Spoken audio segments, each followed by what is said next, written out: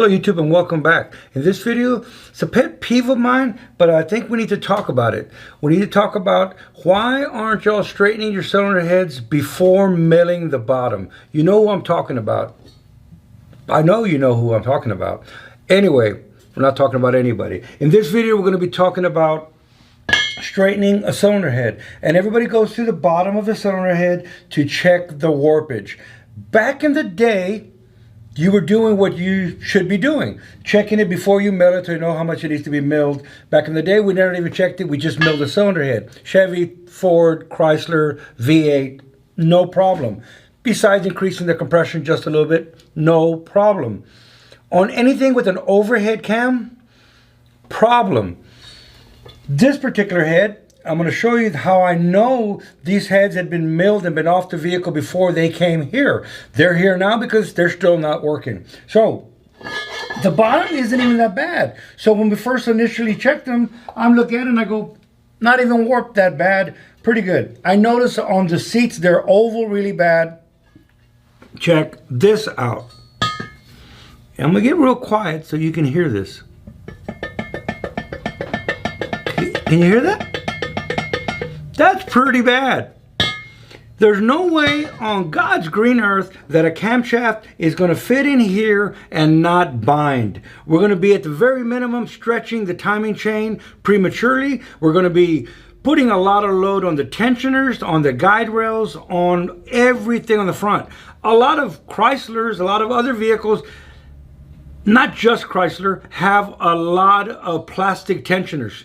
They can barely last long enough when everything is fine. Can you imagine when you sit here and don't straighten the cylinder head?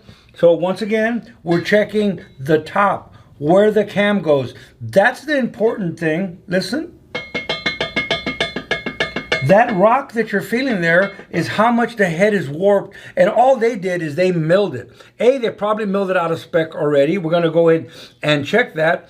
The difference, we can repair it. And the cylinder head is bowed. So what we're going to do is we're going to go in here and we're going to straighten the cylinder head.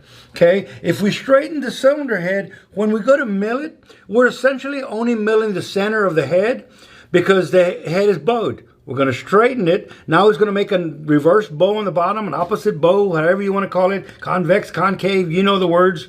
So it's going to be bowed at the bottom now. When we put it on the mill and we zero in, I'm going to zero in on the 4 bolt holes. We're going to essentially just cut the center at first.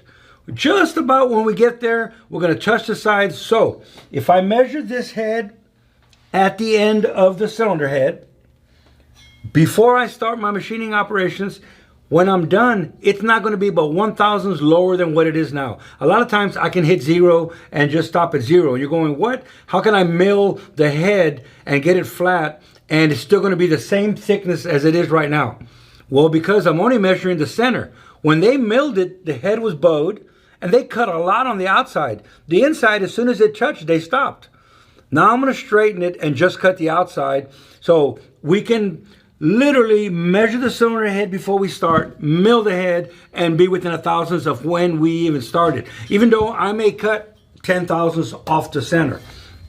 All right, that's my pet peeve of the day, tip of the day. I get a little excited maybe because it just bothers me when cylinder heads come in. So if you want to see a video on how to straighten a cylinder head, then go look up my videos and there's how to straighten a cylinder head with a torch. You're going to freak out. I have an oven. I have a BHJ straightening jig. So that is also a way to do it. It's more invasive, but this needs to be not a video on how to straighten a cylinder head. If you want to see a video on straightening a cylinder head, then either go look up my channel or on this channel on Engine Builders Magazine. Let us know that you want to see the different procedures on straightening a head. All right, as for me, I'm going to get back to work and straighten the cylinder heads. See you on the next one.